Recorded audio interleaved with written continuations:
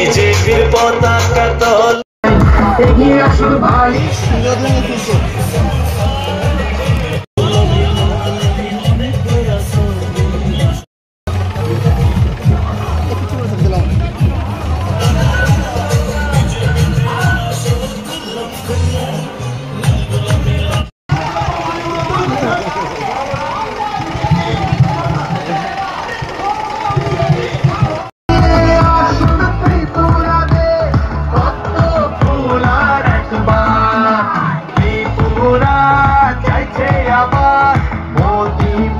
मेरी दादी तो वहाँ है, कंचनपुर के नाम में है, तो मैं यहाँ हूँ उनके आशीर्वाद से और आप लोग सबके आशीर्वाद से।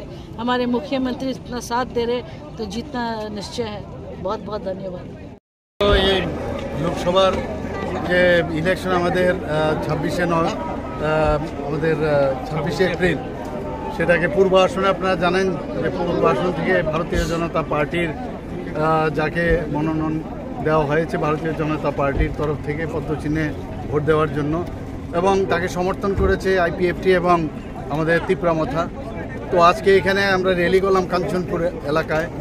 তো বিপুল সারা আপনারা নিজেরও দেখতে পেয়েছেন। মানুষ চাইছে কবে মোদিজি আবার তৃতীয়বার প্রধানমন্ত্রী হবেন, এবং আমি নিশ্চিত যেভাবে চারিদিকে মানুষের মধ্যে একটা মানে যেভাবে সারা পাচ্ছি যে উনি আমাদের 370টা আমাদের দিয়েছে, টার্গেট দিয়েছে সারা ভারতবর্ষে, আমার মনে হয় দুটো তো পাবেই। এবং গত বছরের তুলনায় আমাদের 2019-এ যে ভোট আমরা ভোট পেয়েছিলাম তার থেকে অনেক বেশি সংখ্যক আমরা ভোট পাবো, সেটা বোঝা যাচ্ছে। এখন কম্পিটিশন চলছে। আমরা পশ্চিম আসনও আমাদের প্রাক্তন মুখ্যমন্ত্রী এবং রাজ্যসভার সদস্য বিপ্লব কুমার দেবজিকে মনোনয়ন দেওয়া হয়েছে, এবং দুটোর মধ্যে কম্পিটিশন হচ্ছে এখন কে কোনটাতে বেশি পাবে, এবং ভালো হেলদি কম্পিটিশন চলছে। এবং ভারতীয় জনতা পার্টির ক্যান্ডিডেট দুটো জায়গার থেকেই একদম নিশ্চিতভাবে জিতবে, এতে কোনো রকম প্রশ্ন নেই।